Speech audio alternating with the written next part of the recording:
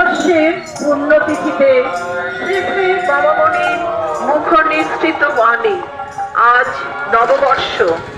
এসো আজ অতীতকে বিস্তৃতর গর্ভে সমাহিত করে নূতন জীবনে নবাবৃত প্রাণ করে পান করি।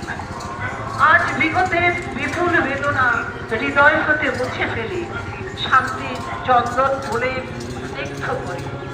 আজ মুহূর্তের মধ্যে শতবর্ষের সঞ্চিত গ্লানি বিদূরিত করে দিই, ভবিষ্যতে আশার কিরণে দাঁত হয়ে